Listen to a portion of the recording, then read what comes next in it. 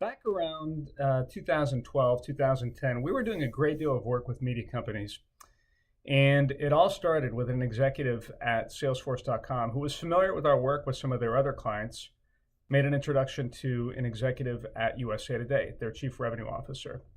So we undertook a project with USA Today. It was all focused on helping them drive revenue. And in the end, it was very successful. We helped them drive about 35 million in opportunities and 3 million in closed business.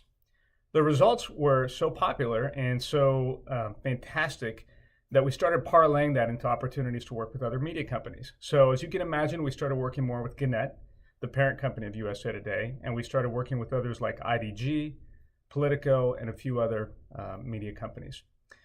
So because of this, we had this great case study. USA Today went out to Dreamforce and presented with us at the conference. And what I started doing was pursuing more media companies with this story of how we could help them out with driving revenue. So there was one publication that I really liked, I still read, and I was able to get a hold of their publisher, and we had some good conversations. And he said, really, if you want to be able to get the budget for this, you need to speak with our chief operating officer. And so I started pursuing him. And so it was a series of calls and emails, just like anybody would do when they're trying to pursue a prospect. But I could never get through.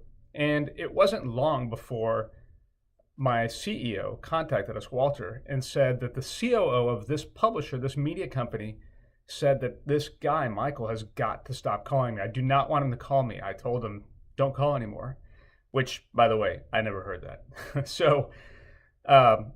And when I think of the story and it stands out in my mind is because it's really only happened to me maybe about a dozen times. And I've been doing this here with Baker Communications for upwards of 15 years, if you can believe it.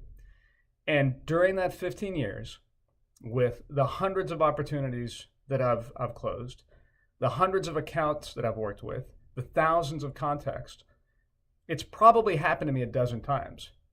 The point is, so many sellers get so wrapped up in being worried about rejection, and they tend to forget that honestly it doesn't happen that often. But more often than not, you're going to hear nothing. You won't hear any type of indication, which is frustrating and which is why you have to keep pursuing, and why I kept pursuing this client, because I knew that people get busy and sometimes it's hard to get a hold of them.